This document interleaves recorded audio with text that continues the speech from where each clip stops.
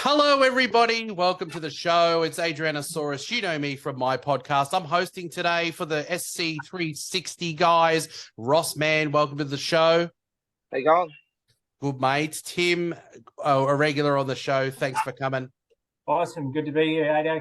And it's an absolute privilege, a real treat for us Supercoach players to have a current BBL player on the show, Tom Kelly from the Adelaide Strikers. Welcome to the show, buddy. No worries at all. Thanks for having me. Yeah, I mean, look, I'm a Strikers fan, so I'm a pretty big fan. I think you're an absolute terrific player, so it's a treat to have you on. No worries at all. Thank you.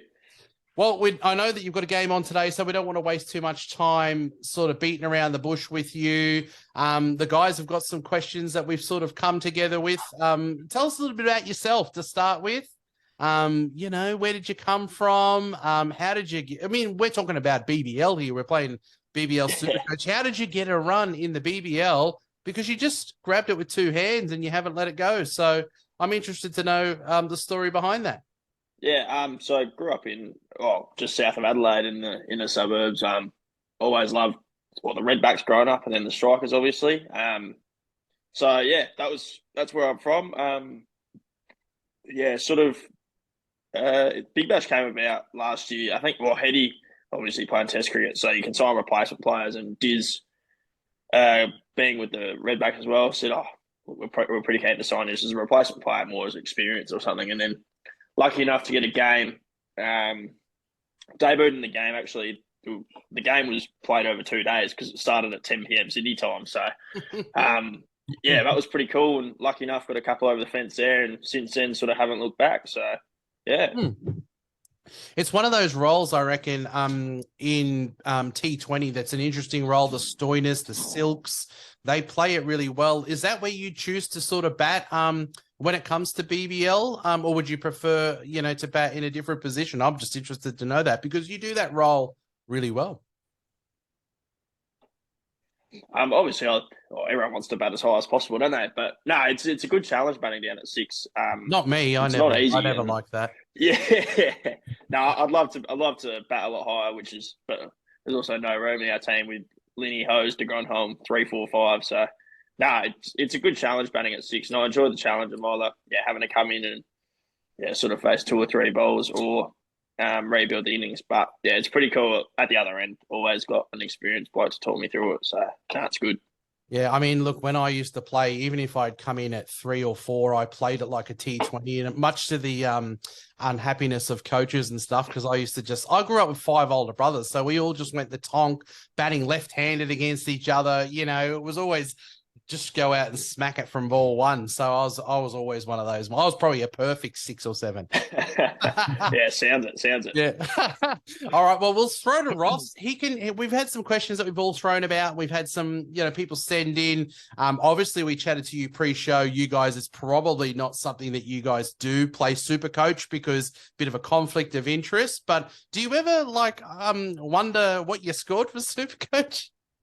A little bit. A few mates obviously play it a little bit, but as if Matt Short's not going, what did I score tonight? He's correct. A couple of poles and I've just hit 80 or 40 balls. I must be on 200. And he takes catches as well. So no, I'd definitely be having him in my team if I was anyone. So he's probably the most expensive player though. Yeah, but while he's getting up there, everyone's VC'd him and looped him this week. But I'm going to throw to Ross, ask you questions. Ross, go for it. All right. So I see you took a screamer of a catch the other night to get rid of Matty Wade. Is this something you practiced, or have you just always been a really good fielder? It's sort of like obviously the athletic stuff, sort of just natural, but you practice all your catches, and the diving ones particularly, you don't practice them too much. They're sort of just more instinct, and if you practice enough basic catches, you can sort of just get your hands to the ball, and it's more just about the timing of it, really. So yeah. I know that you can't really say too much because you're current player, but what did you think about the Nisa catch the other week? Well, I was a bit confused by it. I just straight away you sort of go, oh, it's 6 runs, and then the third umpire said it was out. So, as a player, I wouldn't mind seeing it change. I think sort of a little bit taking the piss, but at the same time, it's letter of the law at the moment. So, I was out in the book, and the umpires got the decision correct. So, yeah. I've got to get back in field, haven't you? Got to you can take it on if you do the jump, and if he'd have jumped from out there and managed to get himself back in field, come on, it's got to be like that moving forward. Yeah, I agree with that. Yeah, In the rules though, so do it and take correct, a wicket. Correct. So, how many times a week does Dizzy Gillespie remind everyone about his double century? Every message in the group had he signs off as cheers 201 not out. So at least probably we'll go with a dozen times. I mean, he was a fair bowler too, just quietly. So. Yeah, he was a very nice bowler, wasn't he? Yeah, I'd put the bowling record down too if I was him. What's he like as a coach, Thomas? Yeah, he's good. He's ultra supportive. I really enjoy him. Yeah, it's just ultra supportive and always doesn't really sort of he'll have criticism for you, but comes across in a sort of a more nicer way in terms of constructive criticism instead of like sort of just getting angry at you if you do something that he doesn't agree with on the field. So he's awesome and I love him. So yeah. So is it true that you got a twin brother, Thomas? Yeah, that's true. So growing up in South Australia, you played a lot of cricket with your twin brother, right? Did you guys ever swap places in the batting lineup to confuse the opposition? Not really. We sort of both. We were 3 and 4 most of our juniors at Sturt, so we didn't really have to swap too much. But yeah, we never really played that trick. We should have though. I was telling Ross, I had a girlfriend who was a twin, and her and her sister swapped a lot, and I had no bloody idea. So, and I'm not talking just kisses and cuddles as well. These two ripped me off. I want to hashtag me too on this, but I got duped by the twin girls. So, good question. Most blokes wouldn't complain about that. Well, I mean, it wasn't at the time. I was 17. How annoying and funny can Harry Conway be in the dugout or in the change room, or is there a funnier teammate? No, he's definitely the funniest. Rashid Khan thinks he's pretty funny too, but Conway is definitely the funniest going around. And sometimes you're like, mate, what are you doing? But he's outstanding. So yeah, he seems like a bit of a character. I see he's got his own podcast or something as well that he does or something too. Oh, God knows what he's got going on outside of cricket. I'll try and steer clear of that. Obviously, you want to play more cricket and stuff like that. Is there any plans to get overseas and try your hand in county cricket or any other competitions like that? Yeah, I'd love to get over to England at some point. I was planning this year, obviously with the National year as well. I thought it'd be pretty cool to get over to play some club cricket and sort of watch the test matches, obviously. But a little bit of fitness in the pre-season, just with a couple of little niggles. So I've got to get them right over the next off season, and then hopefully the year after I can get over. Yeah, nice. Favourite cricket ground to play on? Obviously, maybe Adelaide Oval, is it? Or yeah, Adelaide Oval, but obviously that's the pretty common answer. But my other favourite, I love playing at the Gabba. That's pretty cool oval. So more so because everyone walks around with four mid-strokes in their hand. Yeah, we don't double fist in Queensland, mate. We quadruple fist. So yeah. Is that you, Timmy? Is that what you do? Yeah, mate. I was at the ground last night, mate. So unfortunately, my heat boys went really good because I took my young bloke. He's just about to turn 8, and he took his one of his little best mates for his first game of BBL. Well, first game, I think. Always having a great time. So yeah, it was pretty awesome. But yeah, mate, you're right. It does get a little bit loose at the Gabba. Hey, just on that note, Tom, it was how we were talking before about the catch and everything else. Yeah, it came up on the screen. So there we go. Yeah. Oh, we'll pretend we're hearing great things. Thomas Kelly said that he's easily better than Matt Short and he should open the batting. He's probably a better bowler too, he reckons. So that's just a backtrack on what was on the recording before this. And we are recording now too, so. Oh, yeah. I know. Sorry. I'm really joking, by the way. He never said that. Hang on, Jimmy. Just two more questions, Thomas. So, who's the bowler you fear facing the most? It might be a spinner or a pace bowler. Who do you find so deceiving? Or deceiving. Michael Neeser was pretty tough this year. Obviously, the Gabba, he's just a test quality bowler. So, Ness is pretty tough to face. Just it was the 11th over, I think, and he was still swinging it and hitting top of off. So, but no, the scariest ball I've ever faced, I think, most skid I've been was Harris Ralph at the MCG. Yeah, and he hit me square in the thigh pad, and it bruised for about 3 weeks. Got some wheels on him, hasn't he? I mean, I got to ask, what's it like facing Rashid in the nets, mate? Like, we all know he's an absolute gun. I mean, obviously, he didn't have the best of seasons this year, but we know what he's capable of, and he's a better bowler than that. But what's he like facing him? Yeah, it's pretty tough. It's not easy. It's just so fast and different. So, like you sort of the first few times you face him, you go, what's going on here? And then more and more you face him, you start picking him a little bit more, which I think obviously players around the league have faced him for a few years now, so they might be starting to get a bit more of an idea of what way the ball's turning. So, but no, it's still just even if you pick it's playing you still got to play a shot to it and try and score. So it's not easy at all. Yeah, well, I mean, I think that's why Paddy Dooley's having a good season because people kind of got no bloody idea what's going on with that action, and he's having a ripping tournament, really, isn't he? Yeah, he is. No, he's gone all right, young Paddy. So, no, he's a good man too. So, hopefully He's got a bet. I reckon he's the next best celebrator to Brett Lee and the lawnmower. He loves to celebrate, doesn't he? He does. He's a bloke you'd love to have in your team, but you despise sort of when you're playing against him and how up and about he gets. I just love the energy that he's got, the energy he brings to the game. He really does. Like, he's just unbelievable. Like, and talking about spinners, how good is it to see Todd Murphy get into the squad for the Tour of India too? Yeah, young Toddy. So I played a bit of underage cricket with him. So he hasn't got back to my message, Toddy. So I imagine he's got a fair few messages floating through the last couple of days. So that'll be outstanding for him. And fingers crossed we see him debut over there and do well.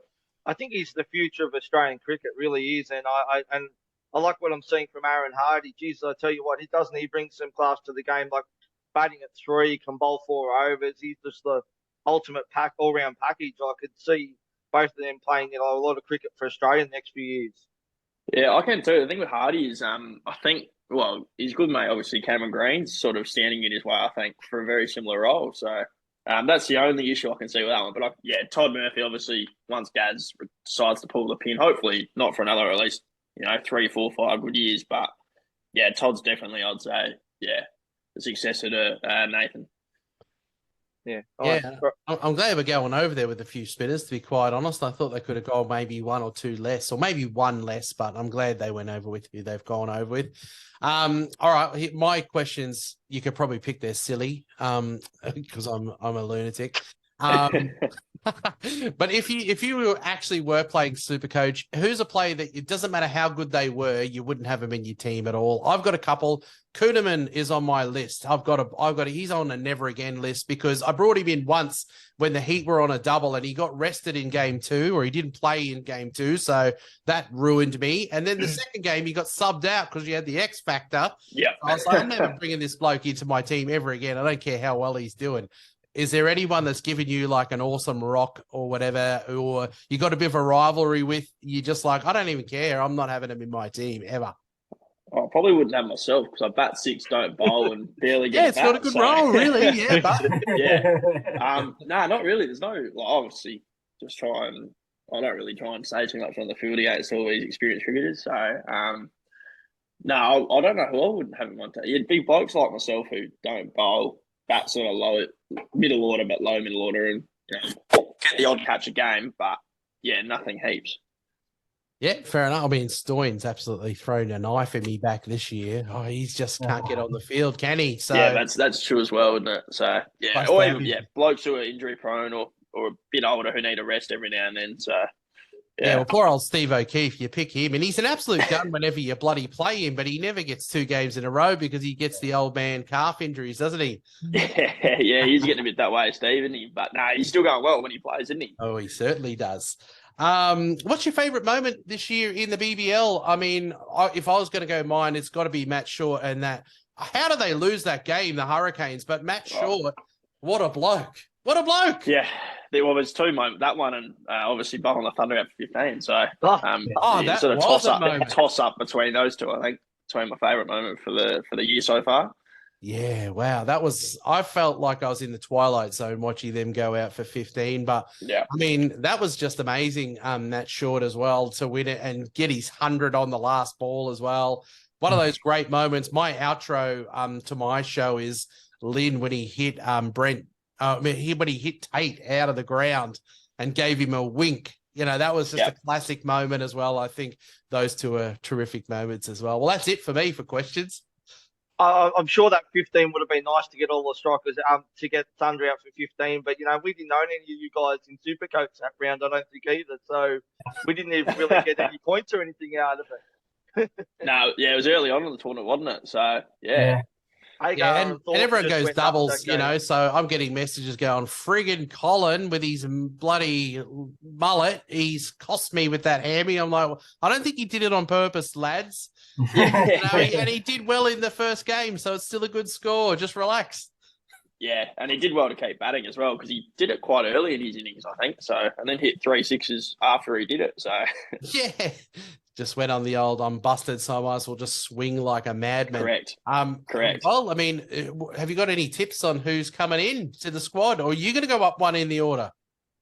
I don't know. I think potentially. Well, I imagine Sid's is fit, so I imagine he'll play. So I'm not too sure how I still haven't found out how we'll line up tonight yet. But yeah, I'd imagine hopefully, fingers crossed, move up one in the order. But we'll wait and see. Yeah, I think Henry Thornton's good player as well. It could come back in as well. Tim's hoping he comes in because he's having a wretched round. Tom, can you just ask if Harry can be in tonight, please, mate? Because otherwise, I'm playing with 10 this week, and you've been playing cricket for long enough to know playing a game with 10 probably doesn't work for you. Yeah, it doesn't help, does it? You're one short in the field. I'm not sure. He's obviously got some quality pace at the moment. The four quicks that we've used for the season so far are outstanding. So. It comes down to matchups and dimensions and surfaces, and we'll wait and see what the coaching staff go with tonight. Is that all I can hope is a Boise plays tonight. I bought him in last round, and I'm a bit sceptical now that he's going to miss out this game. I'm not sure. So we'll have to obviously. I'm honestly absolutely no idea how we'll line up tonight. So I'll tell you, Ross, Menenti's getting a run, mate, because he was bloody awesome. He got a couple of poles as well. He's in. Can't drop him. He bats all right too as well. He's handy with the bat. He's a good batter. Yeah. I've seen him bat in the Shield and the Master Cup, and he's bloody very handy with the bat. Yeah, it doesn't matter anyway. You could run out with 8, I reckon, and still beat the Melbourne Stars. They just all sorts, don't they? They did beat us earlier in the year, so. They got no players now. Stoyan's out, Maxi's out. I mean, goodness me, they're in all sorts, and they lost Bolt as well. He's finished up. Easy win. I hope so. You never know, though. We'll wait and see. You can't say it. Tom, can you just send us through Dizzy's number, and we'll put a team together for him. And if you do that, mate, we'll put you up. I don't know, number 4, number 3 work for you. Where would you like? No, you get dropped if you do that. I promise you that. Yeah, I'm probably be on a 4-year ban if that happens. I mean, I had a coach back when I played played lower grades in the rugby league. I snuck a poo in his car. It's a silly story. He wouldn't give me a lift for lunch, and so I pooed in a snappy bag, a coin bag, and I snuck it under his driver's seat in his car. When he found it, I didn't play for 10 weeks. I got he was not he didn't see the sense of humor in it. Snuck a little poo in his car. Right, Timmy, over to you, mate. You want to ask Thomas some questions? Hey, Tom, growing up, mate, it's I've played a couple of sports. I still play over 35 soccer. I've just turned 43. Mate, I love it. It's just as good for the brain as it is for the rest of the body to stay fit and healthy. But not only that, I've been a yachty all my life. I just actually did the last Sydney to Hobart. Unfortunately, we did some damage to the boat at the top of Tassie and had to pull the pin. But I at least got to Tassie one way or another. So as far as I'm concerned, I tick that box. We crossed Bass Strait, and that's as good enough as a win for us. But mate, so I was heavily involved in sport growing up. I played league and union and AFL. I had a crack at everything. Mate, you're obviously an elite cricketer. Is there any other particular sports that you played as a kid, or you did all right? At what point did you go, I'm just going to focus on cricket, or did you sort of have a crack at a few different things? So Aussie Rules, grew up playing that as well, which is pretty cool. And sort of, had to choose. Well, not really had to choose. Cricket sort of just led us down that path, but I was quite a skinny kid growing up, so never really got much of the inside ball, so just stayed on the outside and yeah, cricket just sort of, once I was 17 or 18, gave footy away just to focus on cricket and try and make a proper go of it. Yeah, Portal, cool. Portal or Crow supporter, Thomas? Crows, mate. I don't get a choice on that. It's a family thing. Yeah, Dad actually pulled the boots on for the Crows for a few games in the early 90s. So, yeah. Yeah, wow. And he don't did support push him. you that way then? No, he was good. Like, I think he's happy we sort of play cricket, so it doesn't look like he pushed us into footy. So, but no, he was as supportive either way of what we wanted to do. So, and to be honest, I think he enjoys cricket more. So, Yeah, cool. I mean, I played league and played cricket, and the only thing, probably the highest I ever made it in was squash. I made it to like states I went further in state squash, and I just did it for fitness, and I actually found out I was pretty good at it. Isn't it weird, the things that you think you're going to be good at, and you just find that you're just better at something else accidentally? yeah, it is, isn't it? Correct. Yeah, squash, good sport though. Yeah, great sport. I tend to find that with lots of things. Like I think I'm going to be really awesome at something and then work out I suck and should just keep playing soccer and go yachting. So, mate, when you were growing up, did you have a favourite player or like batter, bowler? Yeah, obviously. So grew up. Sort of the first memories of cricket really were like late Ricky Ponting, which is a bit of a shame because that's when he sort of went on that downward sort of trend. But Andrew Simons, I love watching Andrew Simons. Yeah, Ricky Ponting was probably one of my favourites, and just watching him, his highlights and stuff. And then obviously Steve Smith, once I was in my teenage years, started turning into the batter he is now. So he was probably, Punter and Steve Smith at the two. And I think it's going to be a pretty common answer for a lot of kids growing up now with Steve Smith as well, and now Marnus as well. So. And have you ever managed to have a game with any of those boys, like involved in the game at all? None. Steve, I think Steve's playing when we go to Coffs Harbour on Tuesday as well, though. So that'll be pretty cool. But I never played against Smith or Labuschagne yet. But played against Nathan Lyon on one day or about a month and a half ago, which is pretty cool. And what do you do? Sort of just like a kid walk up and go, hi, how you doing? Like, yeah, you're my hero. Correct. That's pretty well. Yeah, I think that's what will happen. So. Yeah, we'll wait till after the game to get a photo with him. But do like footballers and as in soccer players, and I know some of the rugby league boys do swap shirts and things like that. Is there any cricket players that do that sort of thing? More towards the end of the year we will, but we don't get a heap of. Well, we get our like playing shirts for the season. That's it. That gets you through the season. So towards the end of the season, a few blokes will, but I enjoy keeping one from every year, just sort of a bit of memento and. We get them signed by the whole team as well. So, yeah, I enjoy doing that aspect of it a bit more, I think. But there's a few shirts I wouldn't mind, sort of getting around. Like, I wouldn't love like Martin Guptill or something from the Renegades. So, I can just tell him he goes all around the world. You just be like, "Oi, Guptill, give me that shirt." Yeah, well, he wears the same number as me as well. So, I love watching the Kiwis play cricket. I'll find Guptill and I'll be like. Thomas Kelly wants your shirt. just like Addo would like one of your shirts, Thomas, too, no doubt. That's right. Yeah, I take whatever I can get. I've got the Raiders back. I'm a big Raiders fan. I love the Raiders. Oh, do you? Oh, really? Yeah. See, you're a legend. Wow. Yeah, I'm a big Greenman. Up the milk. So there's you two and my older brother, and that's their three members. Yeah, that's correct. Get out of here. We've got plenty of members. I mean, actually, I go to a lot of games with lots of other teams, and I often hear that the Raiders fans are the most nice fans out there, apart from me, I reckon. Raiders fans are nice.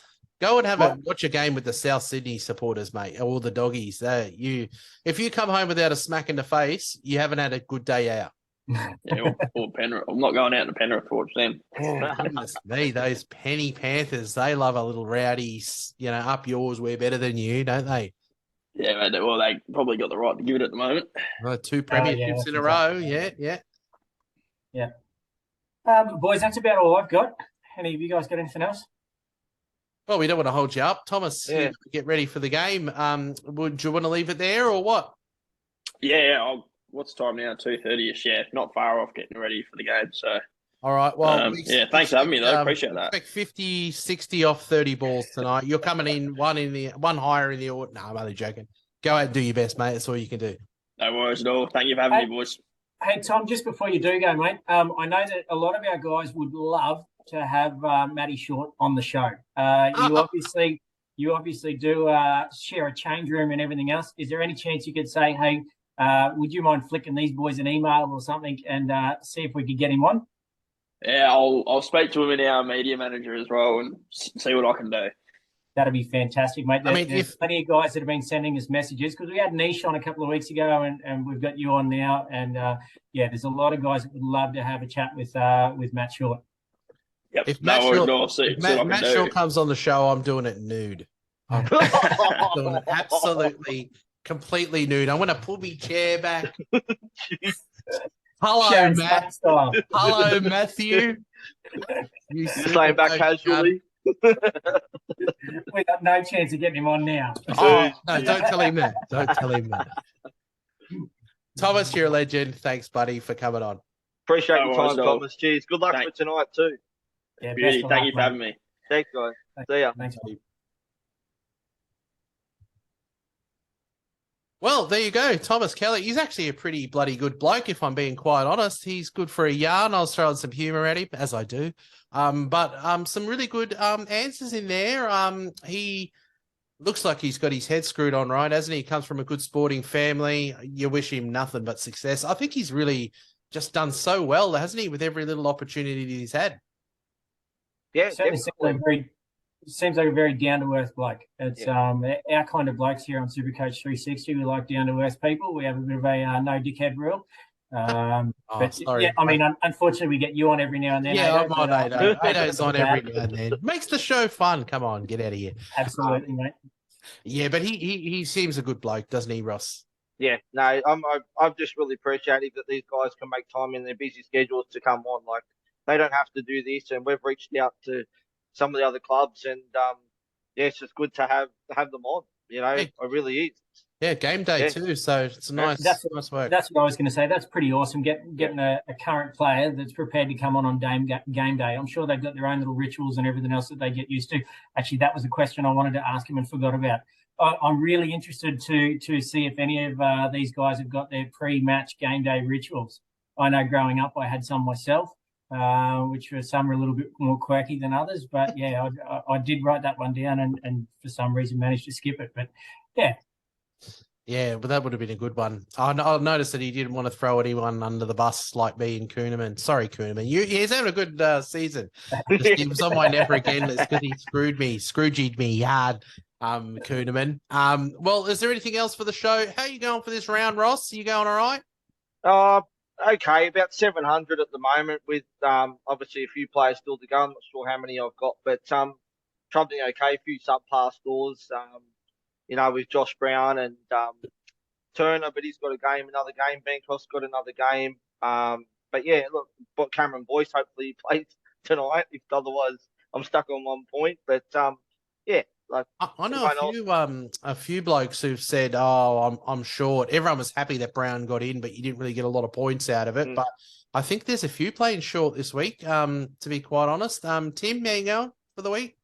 Yeah, mate, I think I'm on about 550, but yeah, if Thornton doesn't play, I'm going to end up with 10, unfortunately. And I used a boost this round, which I really didn't want to. That was my last boost. I'd sort of planned on using it round 12, 13, but just the way that things work.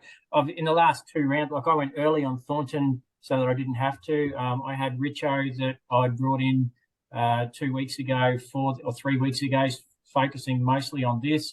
And then I think there was a couple of others too. Wade out. That didn't help me. So yeah, I'd sort of had. My plan was to have 8 last week and 10 this week. I think I ended up with 7 last week and 6 this week. So and that's even with using 2 boosts over the last 3 rounds. So it didn't all go to plan, but hey, that's Supercoach. Unfortunately, I think this will probably end up being my first red arrow since the start of the year. But anyway, that's the way that it goes. I'll keep chipping away. I'm up to just inside 2,500 now after starting back in, Lord knows, I was back 50,000 or something like that after round 1. So, working my way back slowly. Doing the opposite of me because I had a good round in round 1 and I've had nothing but red arrows since then. I'm that song, I'm the best. Nothing's going to get. If I get a green arrow this week, that's going to be the intro to my show because I'll just be happy to get a green arrow. I'm on 808. Last week I got burnt by a couple of 100 points by the people that looped Ben McDermott. I went Wade instead, and that really hurt me. Whereas this week, I was the benefit of that because I had a McDermott on the bench because I know he's so hit and miss, and I avoided him. I'm on 808 now. I've got good numbers left, so hopefully I can peg back those couple of 100 points and finish. I think it has a feel like it was an unexpectedly bad round, I guess, because Thornton was a late out, and some people already stashed had him, from a couple of weeks back. Wade was sort of a late out that sort of, I had to trade him out. Stoyne, it made Joe Richardson as well going down. I already had Stoyne, and Stoyne out on a double really stung. So it's one of those awkward rounds. I think, everyone should probably feel a little bit less bad if they only get a red arrow by a couple. If you get 20 or 50 red arrows, it's acceptable. I got 300 last week. So if you can not bleed too much, I think you should probably just realize it was one of those awkward rounds, wasn't it? Yeah, definitely. Mate, my young bloke actually only started. He started 2 or 3 weeks ago, but didn't set his team up properly. So basically, this was his first real round this week. I think he's about 150 points in front of me. He's only 7 years old. Yeah, that's right. Well, there's a great advertisement for the old BBL. You can just go and guess. I reckon, just guess, and you'll be better. I think someone who messages me on Instagram, he started round 3, and I think he's only 50 points behind me by now, which is weird. He started 3 rounds behind and is only 50 points behind me. So he's been going like the absolute clappers since he came in, hasn't he? Yeah, that's it. Awesome, boys. Legends. Right. Thanks for having us. Thanks for hosting too, Addo. Appreciate it. No worries. Well, I mean, it's my pleasure. I feel privileged to do it. Hopefully I wasn't too silly on there. I think it was good to me. They don't get a chance to laugh a lot. Yeah. So we can give him a laugh. It's something he'll be going out of that and saying he had fun. I'm sure, at least. All right, definitely. I'm sure he's going straight into the dressing room this afternoon. He's finding Matt Short and he's giving him our number. Yeah, I'm sure of it. And I mean, saying this bloke's going to do it nude. I mean, look, if Matt Short emails you back, I'm doing it nude. You'll have to keep me away because I won't show anything else. I'll just be nude and just blur out the bottom. So strategically place bat and ball. Yeah, I'll have a bat and ball in the way just to make sure that we're not, getting reported and stuff. But thanks for having us, guys. We'll talk again soon. We didn't even talk about next round. Is this into next round one? You'll be right, guys. We'll do another one. Throw some darts at a dartboard and you'll probably pick better players than we're all doing. That's it. Thanks for coming on, Addo. It was awesome. Thanks for hosting. Much appreciated. No, cheers, guys.